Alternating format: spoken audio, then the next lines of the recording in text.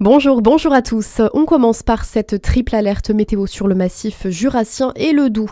Restez prudents au moins jusqu'à mardi. Météo France a placé les deux départements en vigilance jaune pour vent violent avec des rafales jusqu'à 80 km/h, mais aussi pour un risque pluie, inondation et neige-verglas.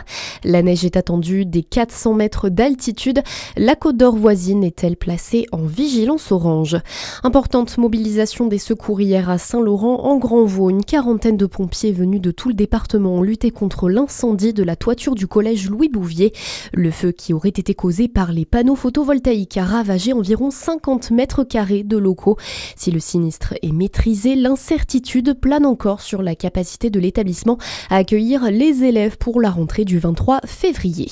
À la une de votre actualité également, manifestement, c'est l'ultra-gauche qui était à la manœuvre. Les mots hier soir sur France 2 de Laurent Nunez après cette agression mortelle à Lyon. Quentin, ce militant identitaire de 23 ans, a été violemment attaqué lors d'une rixe en marge d'une conférence de l'eurodéputé Rima Hassan à Sciences Po.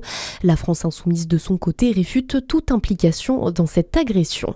Laurent Nunez, lui, est attendu en Algérie aujourd'hui, une visite qui intervient après plus de 2 ans de tension entre Paris et Alger. Au programme pour le ministre de l'Intérieur, la question des OQTF, la lutte contre le terrorisme, mais aussi et surtout le cas de Christophe Glaise. 2 victoires en 2 matchs pour le 15 de France. Les Bleus ont battu le Pays de Galles 54-12 à Cardiff hier soir. Un match dominé de bout à bout avec un bonus offensif acquis dès la mi-temps. Les hommes de Fabien Galtier prennent seuls la tête du tournoi Destination.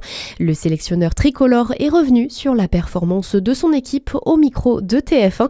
On l'écoute. Ce qui a été bien, c'est qu'on a réussi à tenir un cap sur l'organisation et sur la stratégie. On a pu basculer en deuxième mi-temps sur une autre organisation. On avait prévu deux formes de jeu. La première forme de jeu qui a bien fonctionné en première mi-temps et la deuxième forme de jeu qui a aussi bien fonctionné en deuxième mi-temps.